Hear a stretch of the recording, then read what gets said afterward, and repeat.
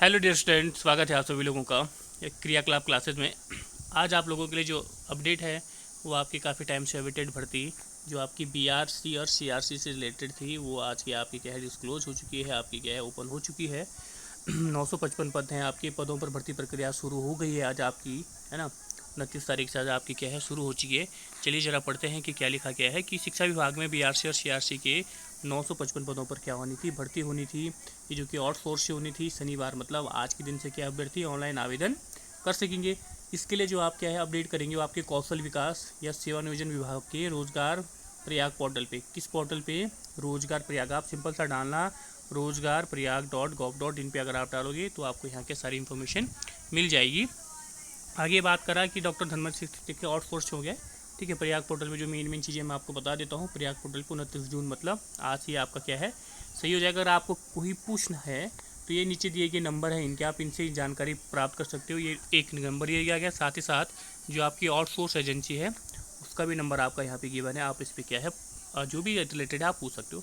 साथ ही साथ इसमें आप ये ध्यान रखिएगा कि आपके जो 10% पद हैं वो आपके सेवानिवृत्त शिक्षकों के लिए क्या है आरक्षित है, ठीक है। जितने भी आपके 955 में से 10 पद है, ओके। आगे अगर बात करें हम इस पर बीआरसी और सीआरसी के लिए, तो ये ध्यान रखिए कि जो बीआरसी और सीआरसी है, ठीक है, इनके लिए जो आपकी एजुकेशन क्वालिफिकेशन है वो दोनों के लिए आपकी क्या है स्नातकोर है, ठीक है। पीजी में दोनों के लिए क्या 55% मार्क्स होने चाहिए, ओके। और देखिए आप बीआरसी सीआरसी और ये हो गया आपका सीआरपी। अच्छा, एक चीज़ आप ये ध्यान रख सकते हो कि अगर आप बीआरसी के लिए आपको ग्रेजुएट और पोस्ट ग्रेजुएट दोनों में 55% अंक होने चाहिए। अगर आप केवल सीआरपी के लिए क्या है एलिजिबल हो या सीआरपी के लिए केवल भरना चाह रहे हो तो उसके लिए भी आपको क्या है पीजी में आपकी कितनी चाहिए 55। मतलब आप ये समझिए कि अगर आपके ग्रेजुएशन में 55% नहीं है बट आपके पीजी में किसी भी सब्जेक्ट में अगर क्या आपके क्या है 55 या उससे ऊपर परसेंटेज है तो आप क्या है सीआरपी के लिए एलिजिबल हो, आप क्या है बीआरसी का नहीं भर पाओगे, ठीक है जी। चलिए, और एक और चीज़ आपको ध्यान रखना है कि साथ ही साथ आपका क्या है यूटेट और सीटेट बीच में क्या है क्वालिफाई होना चाहिए। या तो आपको यूटेट चाहिए या आपका सीटेट चाहिए। साथ ही साथ कह रहा है कंप्यूटर में कार्य करने की दक्षता होना भी क्या है ज़रूरी है। और जो आपके सेवानिवृत्त शिक्षक है उनके लिए बीएड और एलटी क्या है दोनों ही अनिवार्य है, ठीक है जी। चलिए जरा हम देखें इसके बारे में जो अदर इन्फॉर्मेशन है वो हम अभी आपसे तो डिस्कस करते हैं। ये देखिए चलिए ये जगह थोड़ा हम इसके बारे में बात करें, यहाँ पे भी आप इसके देख सकते हो education qualification of BRC CRC, है ना। बीआरपी हिंदी हो गया, ये इंग्लिश हो गया, ये आपका साइंस हो गया, ठीक है। इसमें जो आपको थोड़ा ध्यान रखने वाली बात है या जो काम वाली चीज़ है वो आपकी यहाँ पे है कि जो टीजीटी साइंस है या मैं कह रहा हूँ बीआरपी जो साइंस है, बीआरपी साइंस के लिए आपके पोस्ट ग्रेजुएट में मतलब आपकी पीजी में फिजिक्स केमिस्ट्री जूलॉजी बॉटनी के साथ क्या है कोई भी एक सब्जेक्ट होना चाहिए, फिजिक्स केमिस्ट्री जूलॉजी बॉटनी। और साथ ही साथ ग्रेजुएशन में फिजिक्स केमिस्ट्री जूलॉजी बॉटनी में से किन्हीं भी दो क्या का कॉम्बिनेशन होना चाहिए। जैसे सिंपल सा बात है कि अगर मेरी बीएससी है और बीएससी मेरी अगर पीसीएम है तो पीसीएम तो मेरे पास दो कॉम्बिनेशन होगी, फिजिक्स भी होगी केमिस्ट्री होगी बीएससी में। अगर आप जेडबीसी ग्रुप हो तो जेडबीसी ग्रुप में आपके पास क्या होगी जूलॉजी और बॉटनी का कॉम्बिनेशन या जूलॉजी और केमिस्ट्री का कॉम्बिनेशन हो जाएगी, ठीक है। बट यहाँ जरूर ध्यान रखना कि जो आप पीसीएम वाले बच्चे होते हैं वो आपके क्या है बीआरसी आपकी बीआरपी का जो है ना ब्लॉक रिसोर्स पर्सन की क्या है केवल आप किसके लिए एलिजिबल हो, आप साइंस के लिए एलिजिबल हो। किसके लिए? साइंस के लिए। आप मैथ्स के लिए एलिजिबल नहीं हो, क्योंकि मैथ्स के लिए एलिजिबल होने के लिए आपको क्या चाहिए आपकी पीजी में क्या है मैथ्स होनी चाहिए।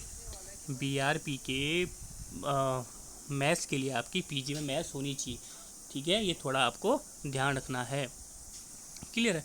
एज की बात करें आपका 21 से 42 है ना। साथ ही साथ आपका जो भी अदर क्या है आपके जो वेटेज होते हैं एज रिलैक्सेशन है वो यहाँ पे भी आपकी क्या है वैलिड है। साथ ही साथ आपकी जो टीचर्स है 65। सैलरी की बात करें तो 40,000 आपकी सैलरी होगी इंक्लूडिंग जीएसटी सर्विस चार्ज ये सब चीज़ें आपकी।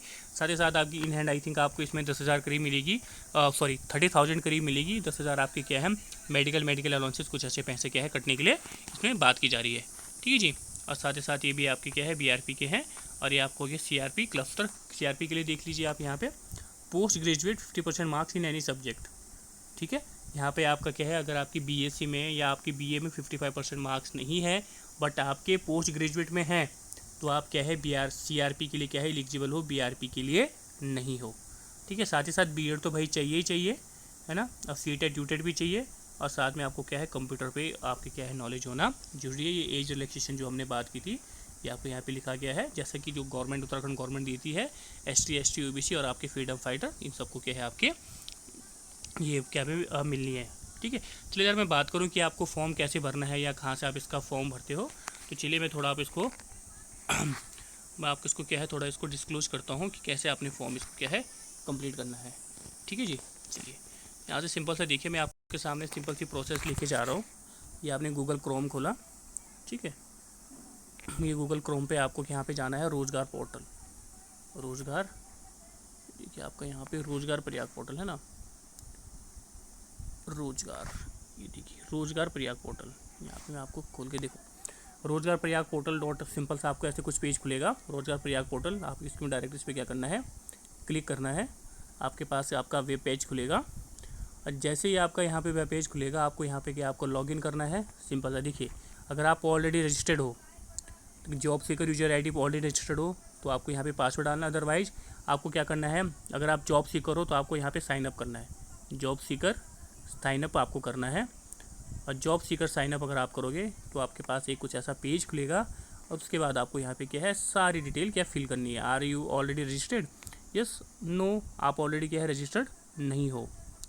ठीक है, ये अभी कह रहा है चलिए देखें, पेज अभी खुल रहा है। ठीक है, ये कह रहा है आर यू रजिस्टर्ड इन, हाँ यहाँ पे आपको यस करना है। ये कह रहा है are you already registered in any employment office, तो आपको यहाँ पे क्या करना है, यस करना है। ये अगर आप कहीं रजिस्टर्ड नहीं हो किसी एम्प्लॉय ऑफिस में तो नो करके फिर आपको क्या करना है, रजिस्टर करना है। ठीक है, चलिए पेज खुलने में थोड़ा टाइम लग रहा है। अब देखिए, जैसे इसके बाद अगर आपका यहाँ पे खुल गया है तो आपको यहाँ पे first name, middle name, last name, mobile number, date of birth, email, ये सारी चीज़ें डाल के आपको क्या है यहाँ पे एम्प्लॉयमेंट ID, ये एम्प्लॉयमेंट ID कौन सी आपकी, जो आपका एम्प्लॉयमेंट ऑफिस में है, जो भी आपका डिस्ट्रिक्ट है, देहरादून, उत्तरकाशी, टिहरी, चमोली, पिथौरागढ़, वहाँ पे आपकी एम्प्लॉयमेंट ID डालनी है। और एम्प्लॉयमेंट ऑफिस आपको देना है कि आपका देखिए अल्मोड़ा, लैंसडाउन, देहरादून, कहाँ आपका क्या है रजिस्टर्ड है, वो आपको क्या है यहाँ पे डाल देना है। ठीक है, इस जहाँ आप सबमिट कर दोगे फिर आपको दोबारा लॉगिन करना है। स्पीच वाले पोर्टल में आपको क्या करना है, लॉगिन करना है। और लॉगिन करने के बाद आपको क्या है अपनी जितनी भी आपकी डिटेल है वो सारी की सारी डिटेल आपको क्या करनी है भाई, फिल करनी है। ठीक है भाई, तो आज के लिए यार सब इतना ही, बाकी सब देखेंगे नेक्स्ट वीडियो में। Thank you.